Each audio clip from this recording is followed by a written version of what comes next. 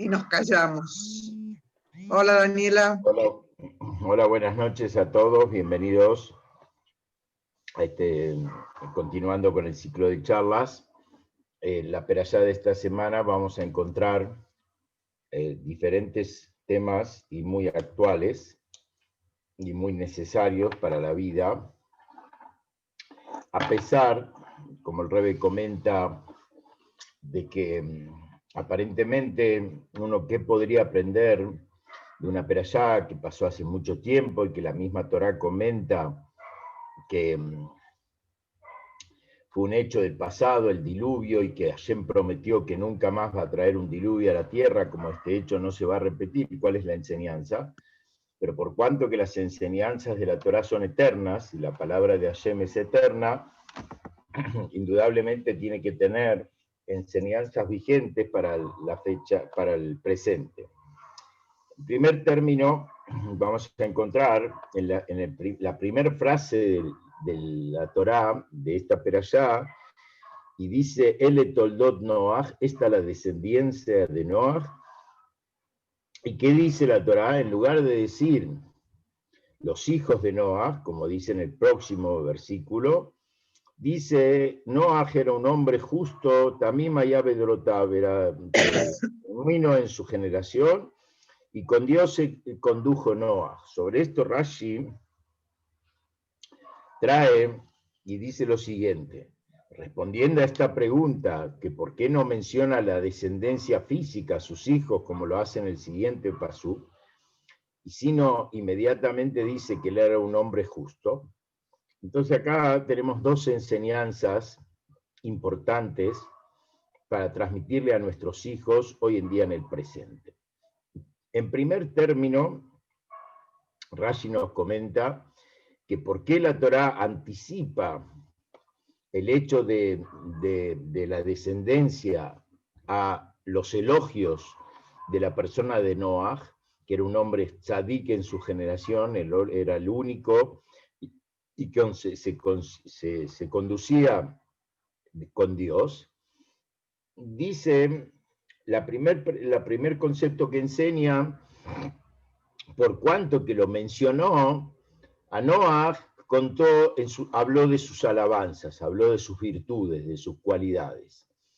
De la primera enseñanza que tenemos que tener para nuestra vida y ser como ejemplo para nuestros hijos, que cuando hablamos de una persona, tenemos que elogiar las virtudes de esa persona, hablar bien de esa persona y poner énfasis en lo bueno que esa persona hace. Lo que nosotros hablamos es lo que está latente y es lo que va a quedar en el pensamiento y en la formación de la persona. Entonces, si nosotros cuando hablamos de alguien lo que comentamos es algo negativo, vamos a fortalecer esa parte negativa de la persona y como que eso es esa persona.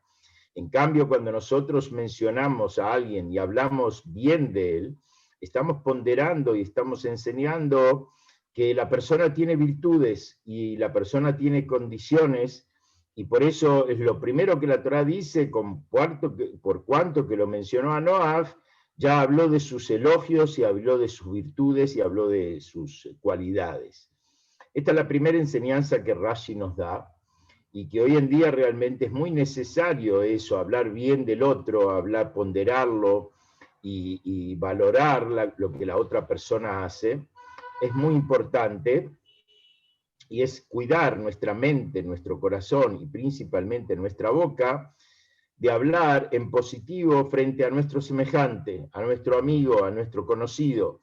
Y lo contrario sería hablar mal, que hoy a veces es tan ligerito uno para hacer comentarios despectivos hacia la otra persona. Y la segunda explicación que Rashi trae al respecto, dice, nos enseña que la descendencia verdadera de la persona son sus buenas acciones. Esto es lo que dice Rashi. Y esto nos enseña otra enseñanza importante, que la vida y lo más trascendente de la persona que queda y que trasciende a la persona, es justamente las buenas acciones que él hace, los ma'asim tovim que él deja. Y esto hay que decírselos a los hijos, que lo más importante no es ser exitoso en lo económico o hablarle de una buena carrera que le dé un futuro asegurado. No, al contrario, lo más importante es hablarle a los hijos y transmitirle que lo más trascendente en la vida son las buenas acciones, son los méritos que uno hace, y eso es lo que trae a la persona y lo hace, le da contención y le da un marco y le da una trascendencia que realmente es increíble. Justamente hay una parábola muy interesante que tal vez en alguna ocasión la conté, pero es relevante, que antiguamente recibir una citación del rey era un hecho muy cuidadoso, la persona temblaba cuando el rey lo citaba para presentarse ante el rey, porque no sabía qué podía pasar. Entonces esta persona tenía tres amigos muy, muy cercanos, y entonces un amigo era el que se veía con él todos los días, cada rato compartía café, charlaban y demás. Se acerca a este amigo y le muestra la carta que recibió del rey y le dice, ¿cómo me podés ayudar? El primer amigo le contesta, le dice, no, no, a mí no me involucres, no me metas, yo me quedo acá, estoy acá, no, no, yo no te puedo ayudar, que Dios te ayude, y se hace el desentendido. El hombre, un poco decepcionado, recurre a su segundo amigo, que era un amigo que se veía con cierta frecuencia, pero no con la misma que pasaba horas diariamente con el primero. Y este segundo amigo se muestra más sensible, se muestra más preocupado y le dice, uy, qué tema, y bueno, yo te voy a tratar de acompañar, pero voy a acompañarte hasta la puerta del Palacio Real. No te voy a poder entrar adentro, tengo miedo, yo te acompaño hasta la puerta del Palacio Real. Y al hombre no le sirve esto y se siente decepcionado que los amigos más cercanos que él consideraba, en el momento de su necesidad, se borraron. Y después tenía un tercer amigo que se veía de vez en cuando, pero cuando se encontraba la pasaba muy bien. Y entonces dice, pero ¿para qué voy a ir a molestarlo a este si los dos primeros amigos me decepcionaron? El tercero seguro que me va a responder que no, pero dice, no hay peor gestión que la que no se hace. Finalmente tomó coraje y fue y lo llamó a este tercer amigo que se veía muy de vez en cuando, y le dijo y le mostró la carta. Entonces este tercer amigo, en una actitud totalmente distinta, le dice, quédate tranquilo, yo te voy a acompañar, más aún, vos no vas a tener que hablar, yo voy a hablar por vos y yo te voy a defender frente al rey, quédate tranquilo. Esta es una parábola para la vida, una enseñanza para la vida. Cuando recibimos la citación del rey, Akadosh Baruj Hu nos llama junto a él en el mundo venidero, llegó el momento de irnos. Entonces nosotros tenemos tres amigos que confiamos en ellos. El primer amigo es nuestro trabajo, nuestro dinero, nuestras posesiones, y cuando le decimos, bueno, mirá, me está llamando el rey, me tengo que ir al otro mundo, ¿qué nos dicen las posesiones? ¿Qué nos dicen nuestras cuentas bancarias? ¿Qué nos dicen nuestras propiedades? No, no, no, yo me quedo acá, buen viaje, que Dios te ayude, pero yo me quedo acá, no llevas nada contigo, las mortajas no tienen bolsillo. Y uno como dedicó horas y horas al día y todo el tiempo estaba tuteándose, compro dólares, no compro dólares, compro así, hago asá, y cuando llega el momento para partir, que se lleva lo que él invirtió en tanto tiempo, esto le dice, yo me quedo acá. El segundo amigo es los parientes, que son mucho más sensibles, que uno también le dedica mucho tiempo. Cuando llega el momento, los parientes nos dicen, uy, que esto, pero yo te puedo acompañar hasta el umbral, hasta la tumba, pero no puedo trascender más allá, y eso no cruzan con él a acompañarlos, y a la persona tampoco le sirve. ¿Y cuál es el tercer amigo en la parábola? Son las buenas acciones. Las buenas acciones que el hombre dijo, las buenas palabras que la persona dijo, los buenos pensamientos, que uno a veces se olvida de ellos y está más dedicado al primer amigo, a amasar fortunas, a hacer plata, a pasar la vida.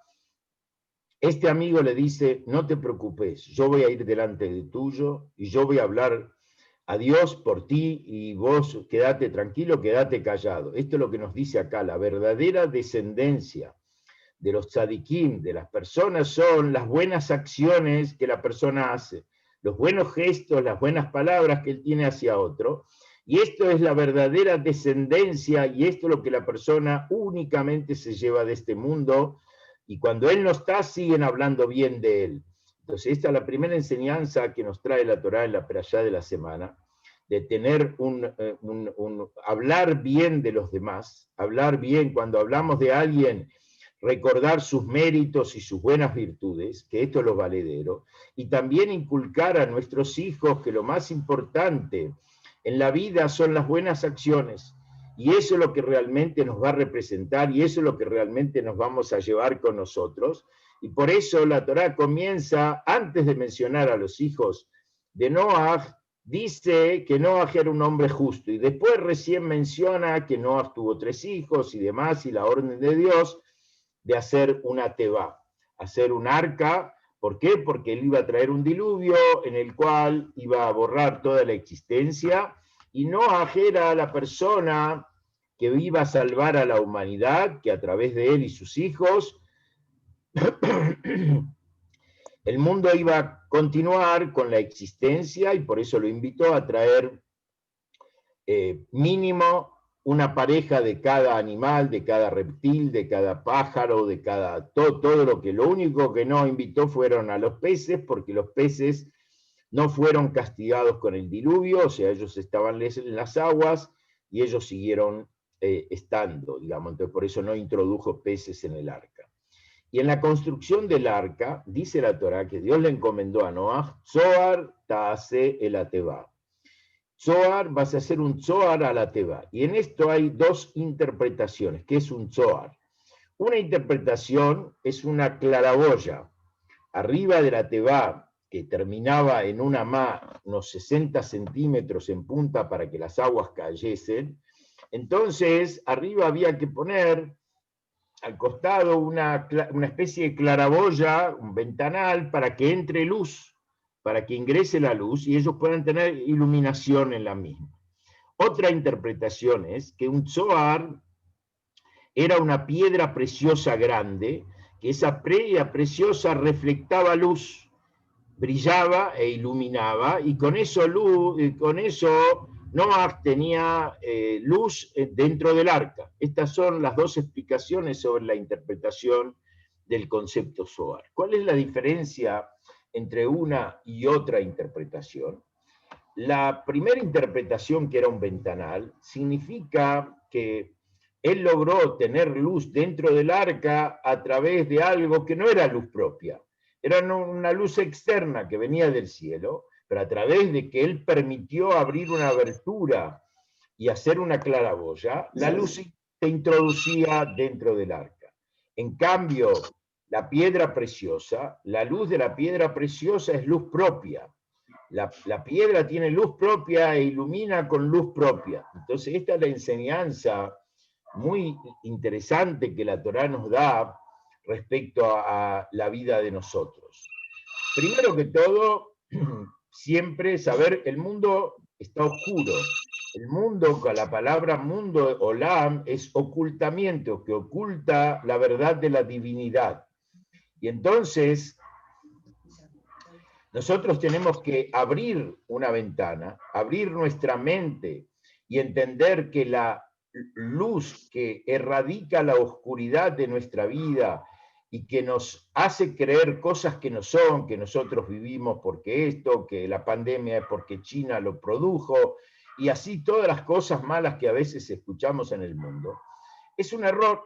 Hay que abrir una ventana y aunque sea que no sea luz propia, empezar a entender que el mundo fue creado por Hashem y que hay un Boré Olam al mundo y que él guía los pasos de la humanidad y que justamente uno de los causales principales, por eso estamos en un momento muy particular, que uno de los causales principales que llevaron a la decisión de Dios a traer el diluvio, dice el Pasú, fueron, primero que todo fue la degeneración y perversión sexual, que los seres humanos no respetaban ninguna condición y tenían relaciones con otras especies y había relaciones entre mismos sexos, y lo mismo pasó, una degeneración con los animales, que también ellos no cuidaban sus especies y tenían relaciones prohibidas entre ellos. Esa fue el primer gran pecado. Como dice que tomaban lo que querían y sin respetar, y el final de la perashá de la semana ya habla al respecto. Y ahí vino el caos, vino la destrucción total, lejos de pensar que cuando nosotros respetamos el sentimiento de otro y le damos la oportunidad de elegir para que él elija la manera que él quiere vivir, no solo que no estamos ayudándolo a esa persona, sino al contrario, lo estamos enterrando y lo estamos llevando a un desastre total en su vida. Ese es el primer concepto que la Torá nos dice que fue el principio de la decadencia del mundo, que llevó a la destrucción total. Y también el segundo concepto dice que fue el robo, que fue la usurpación, que fue los asaltos, o sea, quitar lo ajeno, el Gesel, fue lo que llevó a colmar la paciencia de Dios y a destruir el mundo, como en algún lugar se comenta, que el pecado de Dora Palagá, que hicieron una torre, la torre de Babel, para subir a qué? A pelearse con Dios, a destruirlo a Dios, para que Dios no haga lo que quiera. ¿Sí? Es aparentemente, a priori, un pecado más grave que estos pecados que estamos hablando, la perversión sexual. Estamos dirigiéndonos en contra de Dios totalmente. O el robo.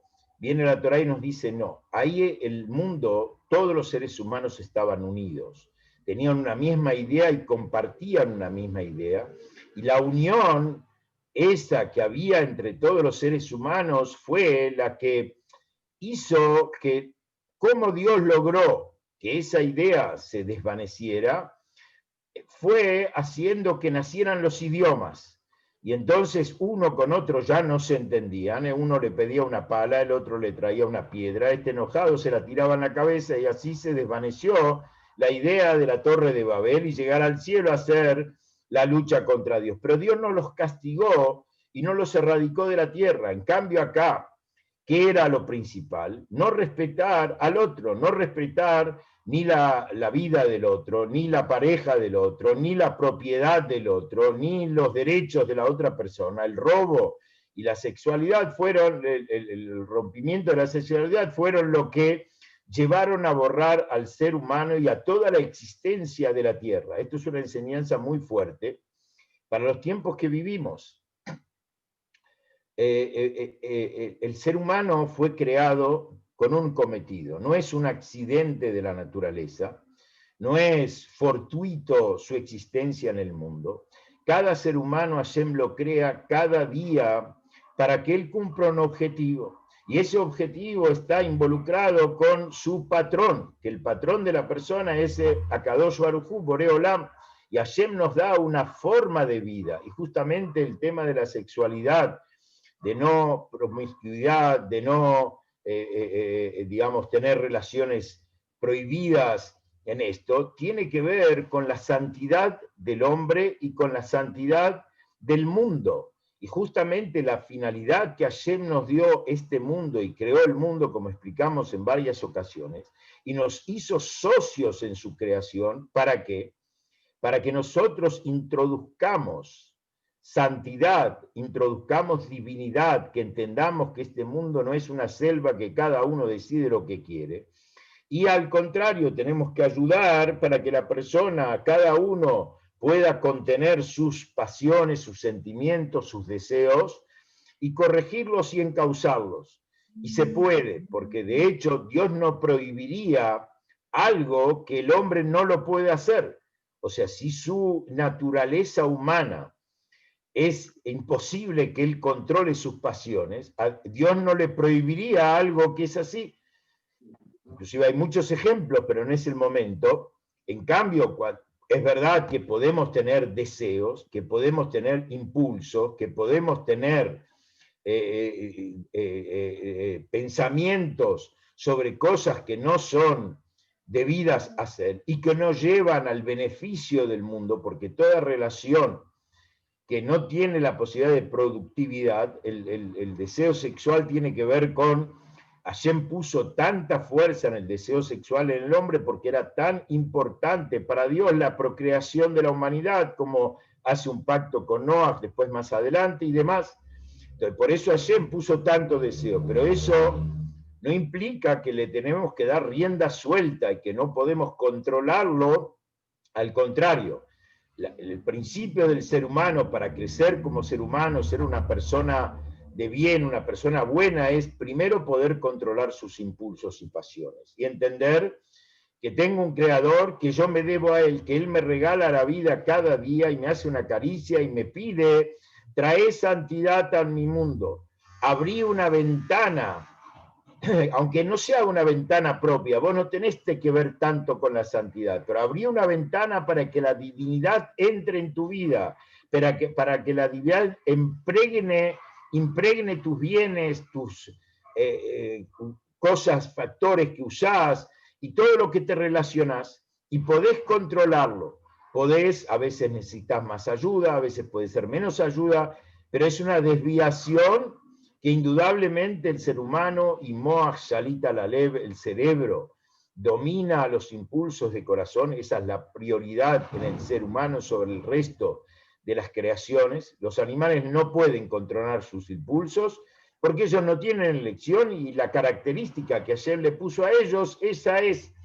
En cambio, el ser humano tiene inteligencia sobre la pasión, y la virtud de la inteligencia, dice la Cábala, es que él puede moderar, contener y orientar sus sentimientos. Entonces, por eso, pensar que cuando yo le permito a otra persona elegir la sexualidad que quiere, y yo digo que esto lo hago porque esa persona tiene el derecho a elegir esa sexualidad que él quiere, lejos de ayudarlo, lejos de tener misericordia y compasión por la elección del otro, lo estoy enterrando y estoy llevando al mundo entero a una decadencia absoluta, y va en contra de la finalidad para la cual Dios creó el mundo y para la cual fuimos creados, y nosotros somos Tselem Elohim, imagen y semejanza a Dios, como vamos a hablar más adelante sobre un tema muy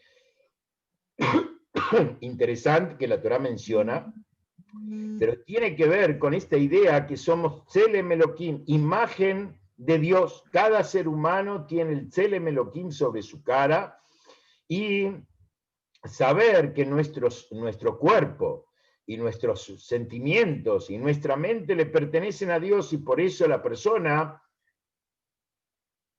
debe tener la fuerza, la claridad de concepto y no confundirse.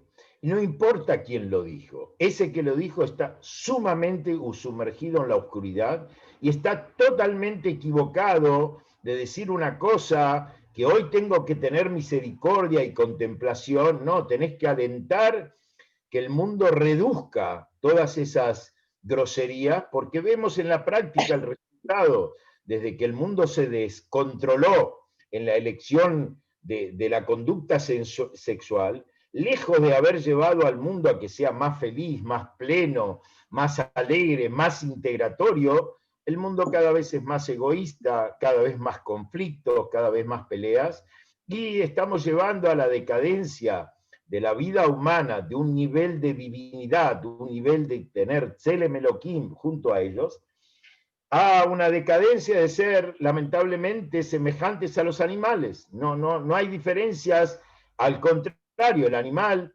tiene conducta natural de cuidar su familia, de cuidar su pareja, de ser infiel. Hay infinidad de ejemplos de animales. Por ejemplo, el Talmud dice que del gato podríamos aprender el recato. Si la Torá no nos hubiera hablado la importancia de ser recatados en la vida y tener intimidad en la intimidad, lo hubiéramos aprendido del gato, y así muchos ejemplos de la fidelidad que tienen los animales. Y si los hombres perdemos esa conducta, perdemos ese principio que nosotros en esencia, como todo el Génesis lo explica, estamos superiores a esa perspectiva, indudablemente pasamos a un nivel ser peor que un animal.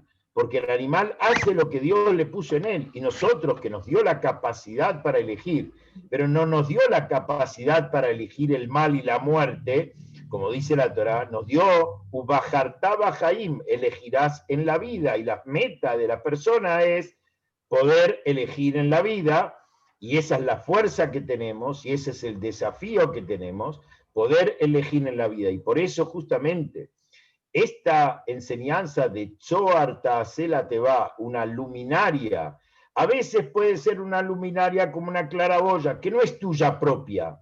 La luz viene de afuera, pero vos abrís un espacio, abrís una ventana en tu mente para entender la divinidad, para aceptar la divinidad, para que la divinidad te ilumine.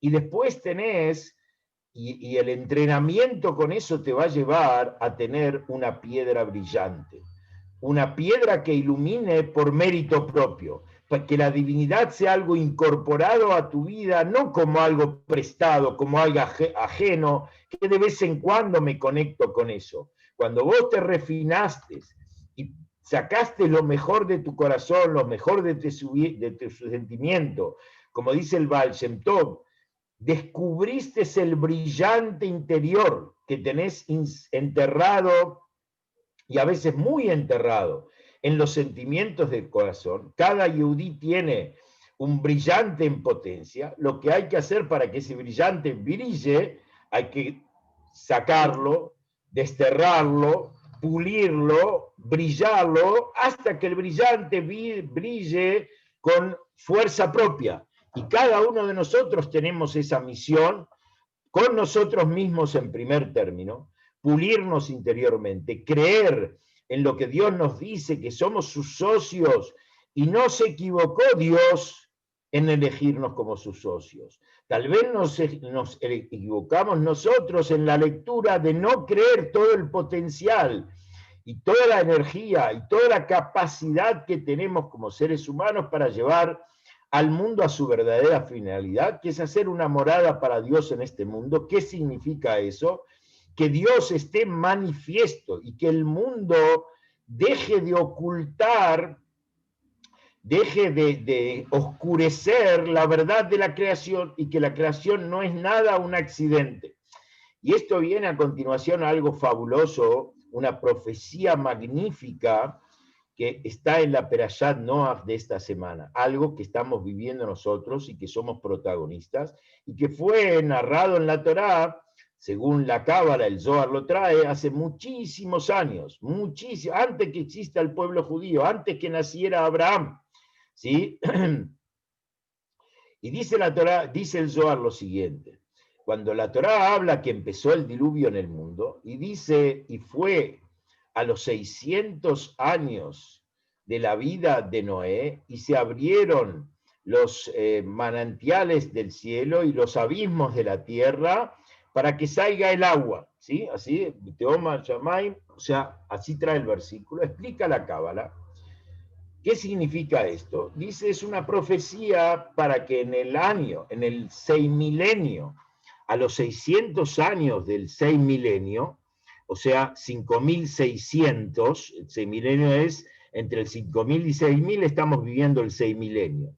A los 600 años del 6 milenio, para decirlo en palabras fáciles para nosotros, aproximadamente en el año 1840 de la era común, de la era actual, dice, se van a abrir los manantiales del cielo y los abismos de la tierra. Y explica la Cábala lo siguiente: ¿qué es los manantiales del cielo? Se va a abrir una puerta de sabiduría para entender lo más esotérico de la Torá, lo más místico, que hasta entonces estaba vedado solamente para personas especiales, para personas muy singulares, grandes rabinos o personas con mucha abnegación, que podían acceder a entender la mística, el sod de la Torá. Y a partir de ahí Hashem dice que abrió manantiales increíbles para que esto cada vez más sea accesible a personas que puedan entender de conceptos divinos, de que los secretos de la Torá, y que puedan entender de cosas muy profundas, ¿Por qué? Porque a través de ello, dice la Cábala, está preparándose el mundo para la era mesiánica. Que en la era mesiánica, ¿qué va a pasar? Dios se va a revelar, y Kulam iruoti, todos me verán a mí, y no van a enseñar un hombre al otro, porque cada uno lo va a percibir. Entonces entendemos cómo esta apertura de estos manantiales de divinidad, estos manantiales de conocimiento y acceso al mundo más profundo de la Torá, nos acerca a la era mesiánica. Estamos preparándonos al respecto. Pero dice, y los abismos de la tierra, que también va a haber una ducha increíble de sabiduría en lo terrenal, en cuestiones terrenales. Y va a haber una expansión y una explosión de descubrimientos de la tecnología y en muchos aspectos que van a llevar a una revolución en el mundo total. Entonces uno pregunta, nosotros lo experimentamos desde que empezó, que el teléfono, que la luz, que el telégrafo, hasta nuestras épocas, Internet y Zoom y tantas otras cosas increíbles que estamos viviendo, que si nosotros tomamos una persona de hace 50 años, no vayamos tan lejos, y la ponemos ahora, y ve todo lo que estamos viendo nosotros, dice, este no es el mundo que yo viví en otro planeta, no tiene nada que ver, no estamos hablando hace millones, nada. 50 años atrás, 70 años atrás, era otro mundo. Y casualmente el otro día un nietito me llamó que le decía, le preguntaban en la escuela, ¿qué cambió en tu vida? Entonces, preguntarle a tus abuelos qué cambió en tu vida. Nos llamó para preguntarnos qué cambió en nuestra vida. Entonces, primero empezamos a hacer.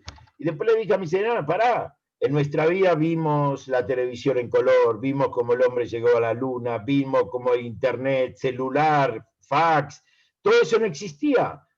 Y de repente esto nosotros lo fuimos viviendo, lo fuimos experimentando como una cosa supernatural. Ah, mirá, descubrieron esto y ahora descubrieron lo otro, como si nada pasara. El Zohar lo anticipó desde la época de Noé. En el momento del diluvio, y el diluvio tiene doble faceta. Por un lado, era radicar el mal que había en el mundo, la inmundicia que se había generado en el mundo. Pero por otro lado, está explicado en el Hasidismo, en la Cábala, en toda la Torá, que también el diluvio venía como un concepto de purificación, un bañado de divinidad y un pacto entre el hombre y Dios.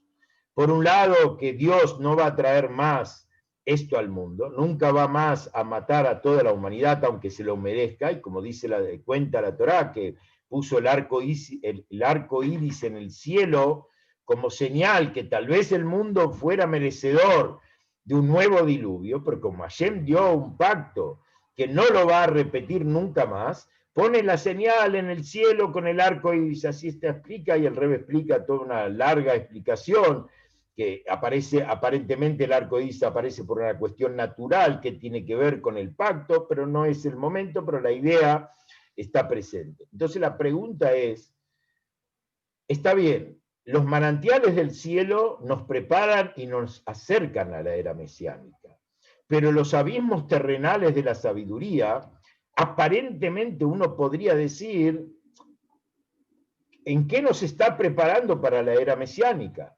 Hasta más diría, la torpe interpretación de la ciencia y de lo científico, la gente que no entiende realmente lo que es la ciencia y el desarrollo de la ciencia, uno podría decir, esto alejó a la gente de Dios, lo hizo no creyente y hoy cree que todo el mundo lo creó la ciencia y se maneja por la ciencia y que la ciencia es una verdad absoluta, irrefutable, cuando la misma ciencia nos dice que la ciencia es solamente teoría, solo ciencias exactas son irrefutables, pero la ciencia normal son teorías, hipótesis que son cambiantes en forma constante, pero el común denominador de la gente dice, lo dice la ciencia como es sagrado y eso es incambiable. Hay que cambiar la Torá para adaptarla a la ciencia, que inclusive mucha gente observante piensa eso. de que hay que reinterpretar la Torá para que coincida con el pensamiento de la ciencia, cuando es exactamente al revés. La misma ciencia reconoce que tiene cambios constantes. Vamos a darnos cuenta que la ciencia también, los descubrimientos científicos y tecnológicos nos acercaron muchísimo a entender muchos conceptos de lo que es la divinidad en el mundo, y nos van arrimando al respecto.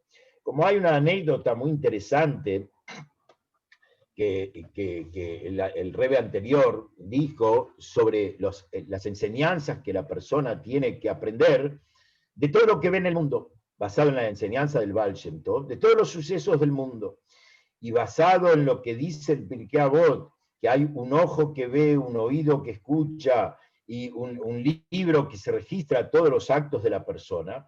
Él dijo lo siguiente: hay 3 descubrimientos en esa época, estamos hablando hace 100 años atrás, que se descubrieron en aquel entonces, 3 elementos que hoy ya casi medio son obsoletos, pero en aquel entonces eran revolucionarios. Fue el tren se había descubierto. Segundo, el telegrama que era muy común hasta mucha gente sabe que se maneja, hoy casi no existe el telegrama, salvo para litigios legales, pero en una época era fundamental, no había comunicación barata o imposible, y todo se hacía a través de un telegrama. Y finalmente el teléfono. Entonces él dijo así: las enseñanzas en el servicio a Hashem que podemos aprender de estos 3 elementos que el mundo descubrió y puso al servicio de la humanidad es, en primer término, del tren, podemos aprender que si llegás 1 minuto tarde, perdiste todos los proyectos. Una persona tenía que hacer un viaje, tenía un gran negocio por realizar, tenía un montón de proyectos, y llegó 1 minuto tarde a la estación, el tren partió. Lo mismo es en Avodat Hashem. A veces no se puede titubear. Vos tenés los proyectos, tenés que ejecutarlos. El minuto tarde se fue el tren, ya no está más. Del telegrama, dice el Rebbe anterior, ¿qué aprendemos? Cada palabra vale. ¿Cómo se pagaba el telegrama? Contaban las palabras y por cada palabra te cobraban un precio. Entonces el Rebbe anterior enseñó de cada palabra cuenta, cada palabra vale, no hay dije, no dije, da todo lo mismo. Cada palabra cuenta, y también con Dios cada compromiso que tomamos, cada palabra tiene valor. Y finalmente del teléfono, dijo el Rebbe, lo que se dice acá se escucha allá. El teléfono nos une a la distancia, podemos no estar viéndola a la otra persona, pero estamos conectados con él, también con Dios. Yo no lo veo a Dios, estás conectado con él, Dios está conectado con vos. Y lo que se dice acá se escucha allá. Esa es una enseñanza, por ejemplo, muy importante, así como este ejemplo, este mismo momento que estamos viviendo a través de un Zoom, está cada uno en su casa, puede haber una distancia increíble, pero nos estamos viendo. El corazón está unido. La enseñanza de Torah es posible a través de esto. Esto es gracias a la tecnología. Es decir, que la tecnología es una herramienta increíble para prepararnos, para entender, poder ver la divinidad, poder captar la divinidad desde lo físico, no solamente desde lo espiritual, el alma, ni siquiera desde lo intelectual, como dice el pasú, y verá la carne humana, no dice los ojos carnales, dice la carne, el físico, la materia va a percibir que Dios habló, va a percibir divinidad, va a sentir la divinidad. Esto es los entrenamientos y los acercamientos a la captación de ideas que toda la tecnología nos está ayudando, y por eso ahora Hashem la va permitiendo. Cada cosa nueva que se descubre porque Hashem la necesita en este momento en el mundo, no porque el que la descubrió es un genio. Dicho sea de paso, interesante que la mayoría de los descubrimientos importantes, como el teléfono, la luz, fueron todos casuales, accidentales. No, la persona no pensaba descubrir eso, no estaba focalizado a eso, y empezó a detectar, ¿para qué? Para que el hombre no se crea soberbio, yo lo descubrí, no. Hashem te puso en la circunstancia para que vos descubras lo que ya Hashem quería que eso se muestre al mundo. Y algo más interesantísimo que la ciencia está acercándonos, habitualmente, hace tiempo atrás la ciencia hablaba que los componentes físicos y cómo se conforma la física, la materia, son de diversos, era la idea de diversos elementos que hacen a veces eclosión dentro de ellos, porque estaba el aire, otros componentes, el átomo y demás. No soy un científico para explicarlo, pero esa era la idea, era la diversidad que compone la materia. En los últimos decenios, y cada vez más, la ciencia está hablando del núcleo, está hablando de la unidad que hay trascendiendo a la percepción de lo físico, hay una esencia, hay un núcleo que eso es la esencia de todo, inclusive de los antagónicos, del fuego y el agua, la esencia es la misma. Esto es lo que el judaísmo, desde sus esencias, nos enseña, de que todo viene del Boreolam, que Hashem, la palabra divina que dijo Dios, hágase el fuego, hágase la luz, hágase el cielo, son la misma esencia que es divinidad de Dios, que dan energía y traen a la existencia inclusive creaciones totalmente antagónicas. Entonces vemos como la ciencia cada vez más nos va a acercar y nos va a traer a entender lo que va a pasar, la gran revolución que va a pasar en la era mesiánica, y que Baruch Hashem nos encontramos muy, muy, muy cerca. Confiemos plenamente en las palabras de los profetas de Israel, en las palabras de la Torá, en las palabras de los tzadikim, y especialmente en la palabra del Rebbe que él nos prometió y nos aseveró que nosotros vamos a ser la última generación del Galut y la primer generación de la redención. Amén. Entonces confiamos plenamente en eso y estamos viéndolos con nuestros ojos. Somos partícipes necesarios y protagonistas increíbles de ese suceso, y cada vez se lo ve más. Lo que está viviendo el mundo en este momento es, con todo lo negativo que uno puede tener, pero es una lección de vida maravillosa, una lección de vida increíble que las personas se están dando cuenta, y todo el mundo que se construyeron creyendo que ellos eran propios destinatarios de su vida, se está desmoronando. Y cada vez más la gente entiende que la vida viene de Hashem, que Hashem decide quién sí y quién no, como decimos en la plegaria de Yom Kippur, de Rosh Hashanah, Utanei Tokef, que es una plegaria conmovedora, Mi Jie Umi Yamut, quién vivirá y quién no vivirá, Hashem decide eso.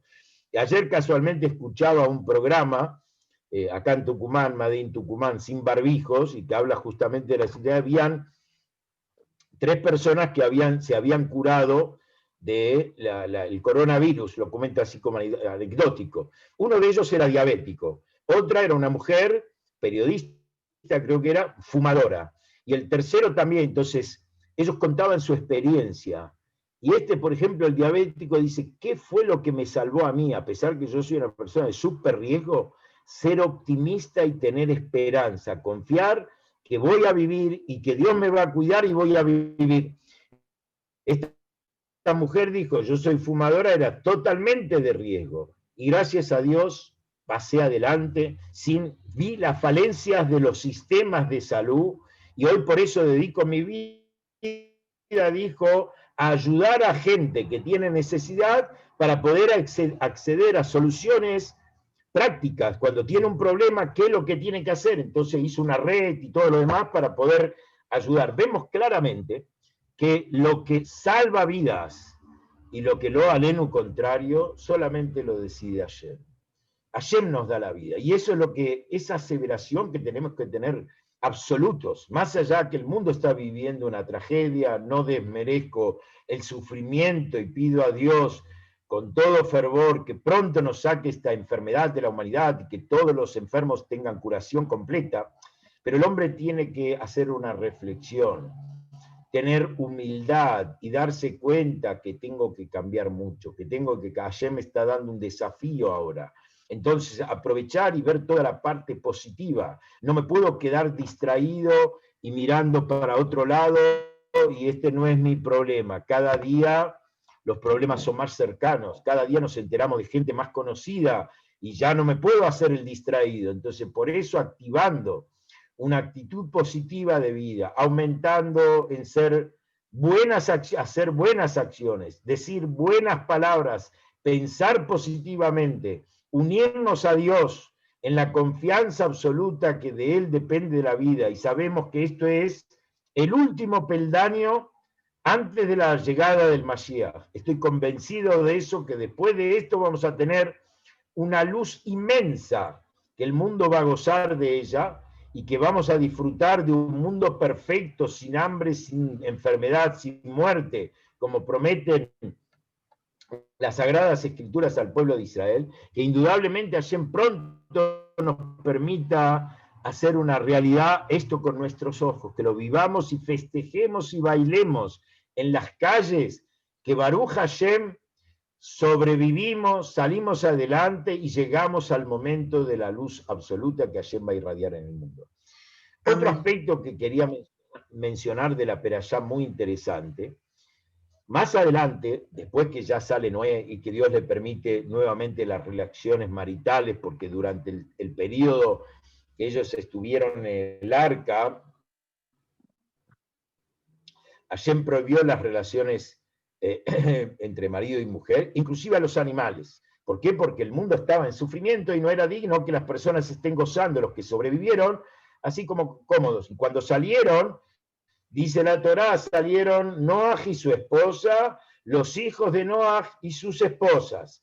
Y ahí les permitió y los incentivó, Perú, multiplíquense y demás. Y después Hashem hizo un pacto, también otra de las novedades que permitió, a Adán Rishon, al primer hombre, eran vegetarianos, eran veganos, no tenían derecho de matar un animal para consumirlo. No tenían derecho, y no comían animales, eran vegetarianos. A partir de que Noah trajo una ofrenda de los animales puros, por eso de los animales puros entró al arca 7 de cada uno. En cambio de los animales impuros entró una pareja, Ish Beishto, un macho y una hembra. Porque ahí Noah entendió, ¿para qué Hashem me pidió que traiga 7 de estos? Entonces trajo una ofrenda, hizo un mizbeach, un altar, y trajo una ofrenda. Y dice que Dios olió la ofrenda de los animales que hizo Noah, y Hashem entonces hizo el pacto con Noah de no traer más un diluvio. Y también ahí aprendimos una lección extraordinaria, que inclusive con un animal bestia, una vaca, un toro, que parece vulgar, no solamente nos sirve como alimento físico para nosotros, sino que también nos sirve como para transformarlo en algo sagrado. Un corbán que hacemos, ¿qué era un corbán? Cosas materiales, animales, harinas, minerales, sal, vino. Entonces, podemos usar todos esos elementos, que a veces lo conseguimos como esfuerzo, trabajando duro. ¿Para qué? Para ofrendárselos a Dios y transformarlos en elementos divinos. Esa fue la enseñanza. Y por eso, a partir de ahí, Dios le permitió a Noaj y a la humanidad toda comer animales.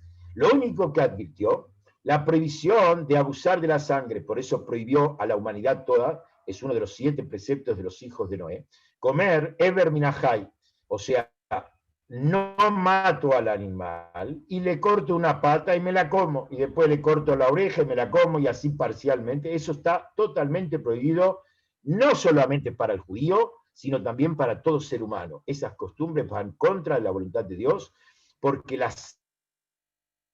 sangre es la vida de las criaturas, animales y seres humanos, y la sangre le pertenece a Dios, la vida le pertenece a Dios. Por eso primero debo desgollar al animal, y recién puedo comer de su carne. Y hablando de esto, de demanda, Dios ahí habla de varias, la orden de la prohibición de matar, sí, cuando uno mata, tanto involuntariamente como cuando mata con alevosía. También habla cuando uno mata a su hermano, y que de aquí aprendemos la prohibición de la eutanasia, porque acá la Torá expresa, no es que lo mata porque lo odia o porque hubo un accidente, sino lo mata por amor. Como el otro está sufriendo y él siente mucho dolor aunque el otro lo pida, la vida no es del otro, la vida es de Dios.